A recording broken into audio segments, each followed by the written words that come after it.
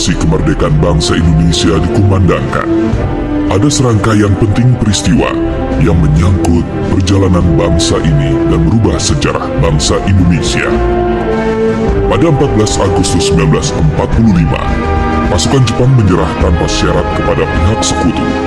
Berita ini diketahui oleh kalangan pemuda bangsa Indonesia di Bandung pada 15 Agustus 1945 melalui berita siaran radio BBC London. Pada 15 Agustus 1945, Insinyur Soekarno dan Dr. Andes Muhammad Hatta baru kembali ke tanah air memenuhi panggilan Panglima Jepang untuk Asia Tenggara, yaitu Marsekal Terauchi di Saigon, Vietnam. Dari sinilah terjadi pro dan kontra tentang proklamasi kemerdekaan Indonesia.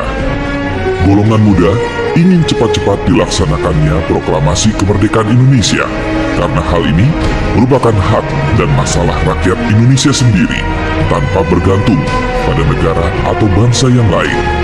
Sedangkan golongan tua menginginkan bahwa kemerdekaan Indonesia harus dilakukan secara terorganisir. Misalnya, dengan pernyataan dari bangsa-bangsa lain, dengan melampirkan tanda tangan, dan lain sebagainya. Perbedaan pendapat ini membuat para golongan muda melakukan penculikan yang dilakukan oleh sejumlah pemuda yang dikomandoi oleh Sukarni, Wikana, dan Hairul Saleh dari perkumpulan Menteng 31 untuk membawa Soekarno-Hatta yang termasuk golongan tua pada saat itu menuju ke Rengas Dengklok, tempat yang jauh dari jalan raya utama Jakarta Cirebon pada tanggal 16 Agustus 1945. Hal ini dilakukan agar mereka jauh dari pengaruh pemerintah pendudukan Jepang. Saat itu, di Jakarta terjadi pula perundingan yang sangat sengit antara Ahmad Subarjo yang mewakili golongan tua dengan Wikana yang mewakili golongan muda. Dan akhirnya tercapai kesepakatan bahwa kemerdekaan Indonesia, proklamasi kemerdekaan Indonesia harus dilaksanakan di Jakarta. Akhirnya, Soekarno dan Hatta dijemput di Rengas Dengklok untuk menuju rumah Laksamada Tadashi Maeda yang berada di daerah Menteng.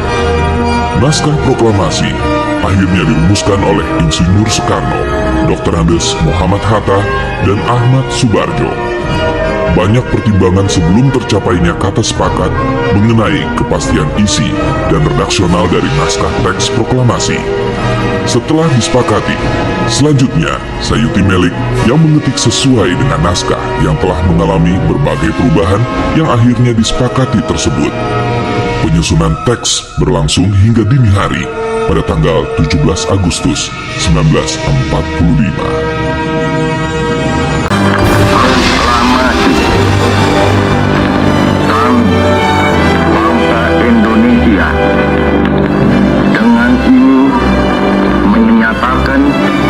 Kemerdekaan Indonesia.